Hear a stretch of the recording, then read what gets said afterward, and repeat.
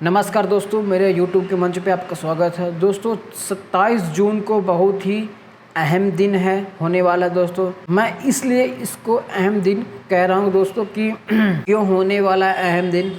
27 जून को 18वीं लोकसभा संसदीय बैठने वाली है, संसदीय लगने वाला है दोस्तों।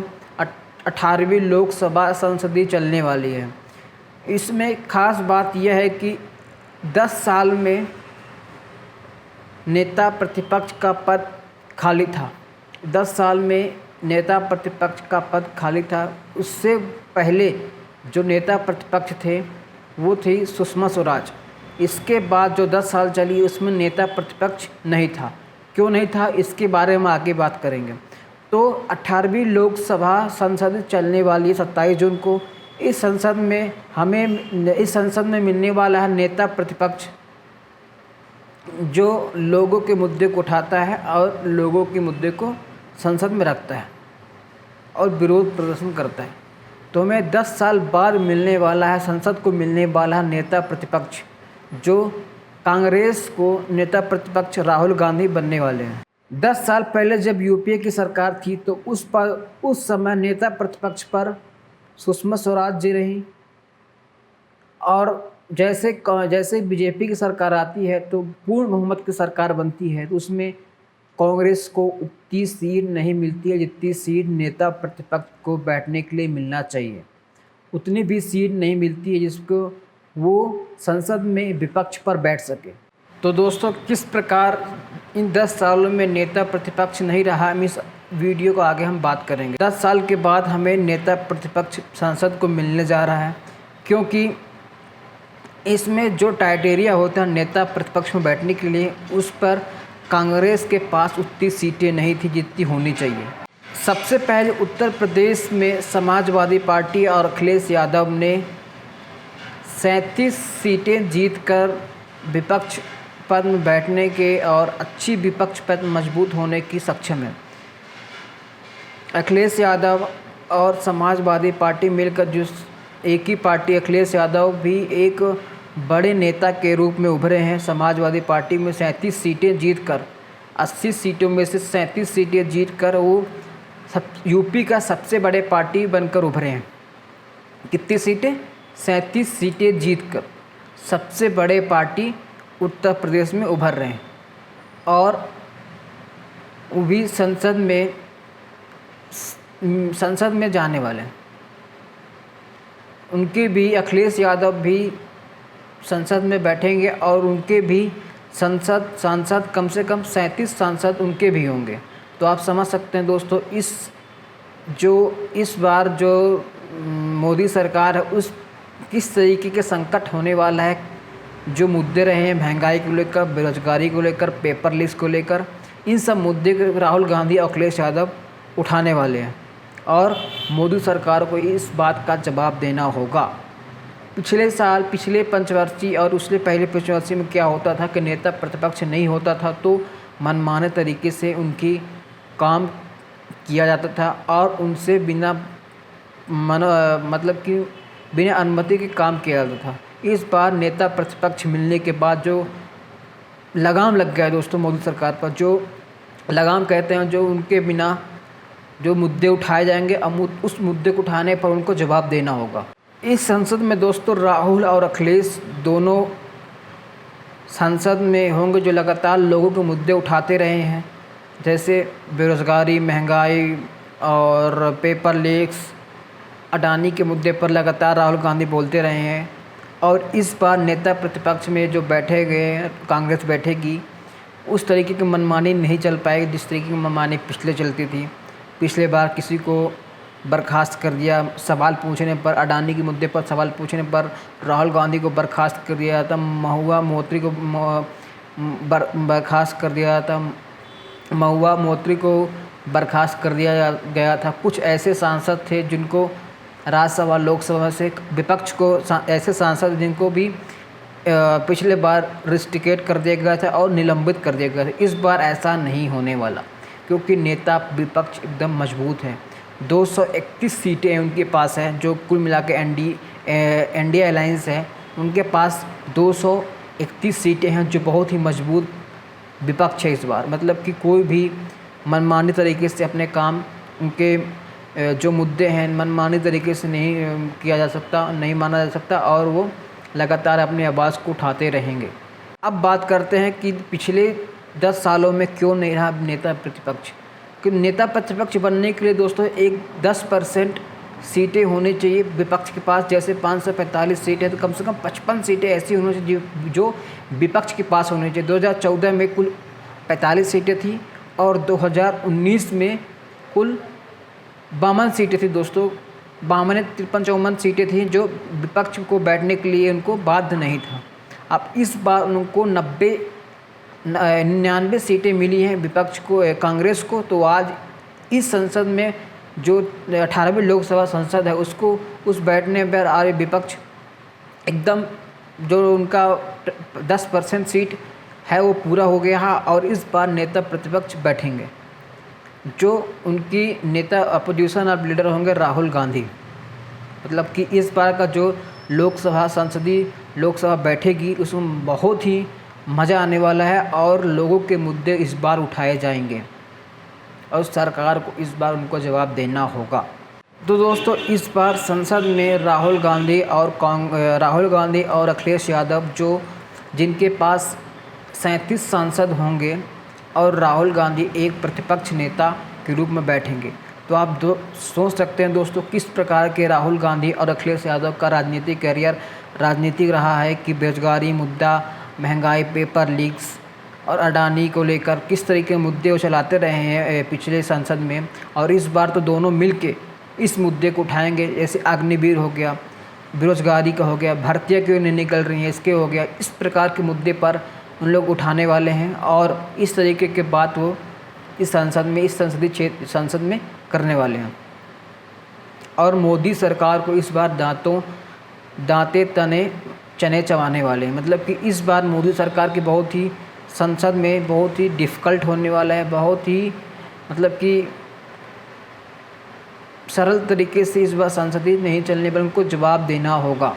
और मोदी सरकार इस बार जितने 10 सालों में संसदीय उपस्थिति थी और इस बार और भी कम होने वाला, क्योंकि उनको जवाब देना होगा और उनको जवाब देना बिल्कुल कतई पसंद नहीं है। जो मन में आया वो कर दिए। तो देखना ये है दोस्तों कि इस बार संसद में किस प्रकार का हंगामा होता है, किस प्रकार के मुद्दे उठते हैं और किस प्रकार के मुद्दे पर इम्प्लीमेंट किया जाता है। क्या अग्निवीर को लेकर इस बार मुद्दे उठेंगे तो अग्निवीर को वापस किया जाएगा। उनके जो नेशनल डेमोक्रेटिक अलायंस है NDA, उस पे जो नीतीश कुमार है इस मुद्दे पर भी वो नाराज़ हैं कि जो मुद्दे हैं वो अग्निवीर को लेकर वो भी नाराज़ है। तो इस बार अग्निवीर को लेकर क्या रद्द होगा ये फैसला करेगा संसद में होगा इस बार फैसला कि अग्निवीर रद्द होगा कि उसको किस तरीके का इम्प्लीमेंट किया जाएगा, क्या रद्द होगा कि उसको और तरीके से और अच्छे तरीके से यूज़ किया जाएगा। तो देखना यह है किस प्रकार से संसद में माहौल रहता है। इस 18वीं लोकसभा बहुत ही महत्वपूर्ण संसद चलने वाला है। 10 साल में बेहतरीन संसद चलने वाला है। तो दोस्तों इस जो नेता प्रतिपक्ष होता है बनते हैं उसके क्या क्या फैसिलिटी होती है, आज इसके बारे में हम जानकारी प्राप्त कर रहे हैं। जो नेता प्रतिपक्ष होता है उसको बहुत सारी फैसिलिटी मिलती है दोस्तों। जैसे कि बहुत सारे फैसिलिटी जो कैबिनेट मंत्री को फैसिलिटी मिलती है, ठीक उसी प्रकार एक नेता प्रतिपक्ष को भी उस फैसिलिटी मिलता है। वैसे ही जैसे कैबिनेट मंत्री को फैसिलिटी दी जाती है उसी तरह नेता प्रतिपक्ष को भी उसी तरह फैसिलिटी दी जाएगी। अगर उसको भी गाड़ी मिलती है तो उसको भी नेता प्रतिपक्ष को भी गाड़ी मिलेगा। 50,000 प्रतिमाह वेतन जो नेता प्रतिपक्ष में बैठता है उसको मिलता है। दूसरा 45,000 प्रतिमाह निर्वाचन भत्ता, 2,000 प्रतिमाह सत्कार भत्ता। जो भत्ता मिलता है दोस्तों 45,000 प्रतिमाह निर्वाचन भत्ता, 2,000 प्रतिमाह सत्कार भत्ता। मकान, दिल्ली में उच्च श्रेणी का मकान, फर्निश्ड सरकारी बंगला मिलेगा, ठीक है। यात्रा के लिए देश के भीतर सरकारी कामकाज के लिए मुफ्त हवाई और रेल यात्रा मिलेगी। ट्रांसपोर्ट आधिकारिक कार्यों के लिए एक सरकारी सरकारी कार और ड्राइवर मिलेगा। स्टाफ, सरकारी सचिवालय में ऑफिस और आवश्यक स्टाफ मिलेगा। इलाज के लिए सरकारी हॉस्पिटल में मुफ्त इलाज की सुविधाएं उसको होगी। और सुरक्षा, उच्च स्तर की सुरक्षा अपोजिशन लीडर को व्यवस्था कराई जाएगी। जो राहुल गांधी है दोस्तों, उनको शुरू से ही उच्च श्रेणी की सुरक्षा मिला हुआ है। अब राहुल गांधी को कोई भी सस्पेंड नहीं कर सकता। किस तरीके के मुद्दे उठाते रहे हैं उनको भी कई बार बर्खास्त कर दिया जाता है और उनके ऊपर मानहानि का मुकदमा, मतलब कि डिफेमेशन का केस किया जाता है, मानहानि का केस किया जाता है।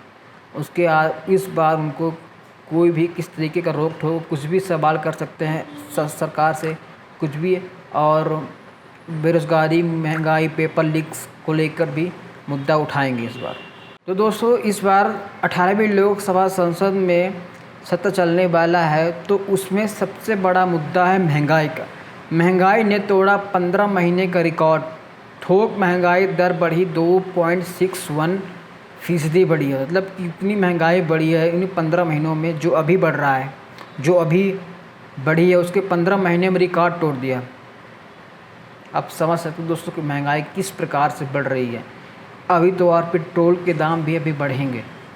अब समझ सकते हैं दोस्तों किस प्रकार की महंगाई चीज़ें बढ़ रही हैं। इस पर भी मुद्दा विपक्ष बनाया हुआ और संसद पर सवाल उठाएगा।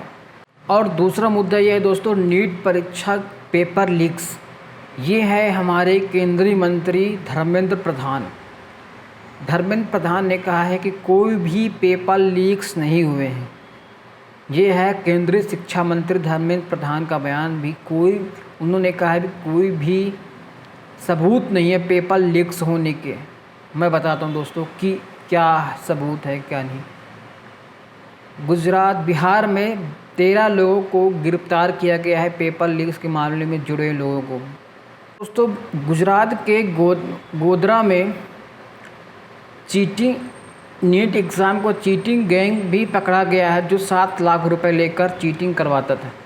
जो एक कोचिंग सेंटर एंड टीचर्स मिलके ने एक कांड कराते थे कि चीटिंग कराते थे। तो उस सेंटर्स में अलग अलग स्टेट के बच्चे वहाँ पे सेंटर पे एग्ज़ाम दिए, जिनमें एक चीटिंग कराई गई। और 67 ऐसे स्टूडेंट हैं जिनका एक ही रैंक है, 720 में 720।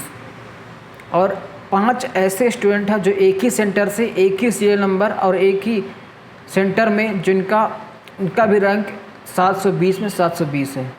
अब समझ सकते हो दोस्तों किस प्रकार से नीट एग्ज़ाम का मजाक बनाया गया और सब 67 से 67 बच्चे टॉप किए हैं। पिछली बार 2023 में 3 बच्चे टॉप किए, 2 या 3 बच्चे। उसके पहले 22 में 2 या 3 बच्चे, मतलब 2-3 बच्चे हर साल टॉप किए। लेकिन इस बार 67 बच्चे ने टॉप किया है। अब समझ सकते हैं दोस्तों किस प्रकार से इन लोगों ने मजाक बना रखा है। और हमारे शिक्षा मंत्री बोलते हैं कि इसमें कोई सबूत नहीं है कि नीट एग्ज़ाम गलत तरीके से किया गया है, चीटिंग हुई है। और इसमें सुप्रीम कोर्ट भी कहा है कि ग्रेस वाले मार्क्स को हटाया जाए और इसको रीकंडक्ट एग्ज़ाम कराया जाए। आप समझ सकते हैं दोस्तों किस प्रकार से हमारे शिक्षा मंत्री किस प्रकार से बयान देते हैं कि कोई भी सबूत नहीं मिलता, जबकि 13 लोग पकड़ाए गए हैं दोस्तों, 13 लोग पकड़ाए गए हैं पटना से। दोस्तों, तीसरा मुद्दा रहा है जो एनडीए पे अलायंस पे हैं, जैसे जेडीयू और टीडीपी। अगर जेडीयू टीडीपी को खुद अपनी पार्टी को बचाना है, ये आदित्य ठाकरे ने कहा है, खुद को बचाना है तो अपने स्पीकर पद अपने रखने होंगे। इसमें भी भाजपा अपने स्पीकर पक्ष अपने रखने पर विचार कर रही है, मन बनाया। लेकिन जो टीडीपी के जो चंद्रबाबू नायडू वो कहते हैं कि हमारे पक्ष का होना चाहिए, हम जिसको कहेंगे वो हमारे पक्ष का होना चाहिए, जिसमें अपनी पार्टी को उसमें तोड़ने से बचा जा सके। नहीं तो अगर टीडीपी बात नहीं मानते हैं और स्पीकर पद अपना रखते हैं तो कम से कम उनकी पार्टी को तोड़ा जाएगा। हर बार सबूत यही है दोस्तों किस प्रकार की ये एनडीए अलायंस सरकार है जिसमें अभी टूटने की कगार पर आ गई है। अगर लोकसभा स्पीकर उनके मन का नहीं होगा तो उनकी पार्टी को तोड़ दिया जाएगा। आप समझ सकते हैं किस प्रकार की राजनीति चल रही है। इस मोदी सरकार किस प्रकार से राजनीति, जो थर्ड बार पीएम बने हैं, तीसरी बार पीएम बने हैं इंडिया अलायंस या एनडीए को लेकर, किस प्रकार से उनके एनडीए में खुद मतभेद चल रहे हैं। जेडीयू टीडीपी को लेकर, जेडीयू बोलती है कि हमको अच्छे मंत्रालय पद में झुनझुना थमा दिया गया, और टीडीपी बोलती है हमें अपना स्पीकर पद चाहिए। आप समझ सकते हैं किस प्रकार से खींचातानी चल रही है एनडीए में।